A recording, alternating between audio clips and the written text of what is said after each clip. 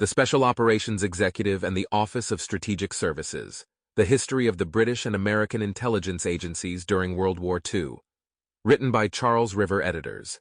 Narrated by Bill Caufield. Introduction. When people think about the Second World War, they seldom think in terms of silence and small acts. This was a war in which the industry of entire nations was rearranged to feed fighting, and it was fought on a scale in which battles could include hundreds of thousands of combatants. Whole cities and populations were destroyed, with millions of casualties occurring at places like Leningrad. But World War II was also a conflict in which modern covert operations first hit their stride. From the jungles of Burma to the streets of Paris, spies, saboteurs, and commandos carried out missions built on secrecy and cunning. Precise, self-contained operations could be as important to the outcome of the war as acts of massive destruction, whether it involved targeted assassinations, sabotaging key logistics, or counterintelligence to break up the enemy's own rings.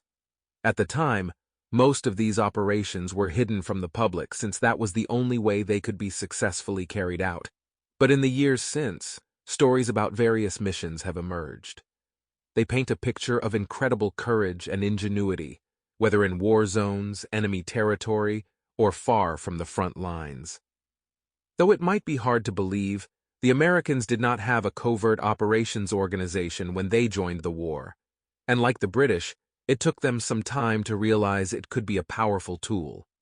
As a result, the Office of Strategic Services, typically known as the OSS, was not established until June 13, 1942, 6 months after the attack on Pearl Harbor.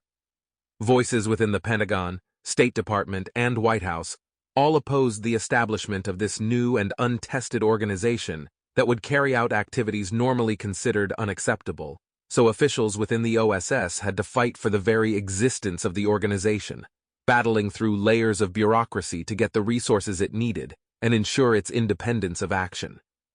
They also worked hard to justify the use of covert tactics in warfare, to the extent that its leader, William Wild Bill Donovan, cited precedents that stretched back to the Bible.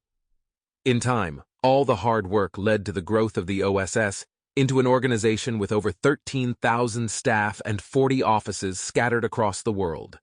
Its purposes were initially similar to that of Britain's Special Operations Executive, including espionage, sabotage, and intelligence assessments. But with time and experience, it expanded to include economic, psychological, and guerrilla warfare, as well as Sample complete. Ready to continue?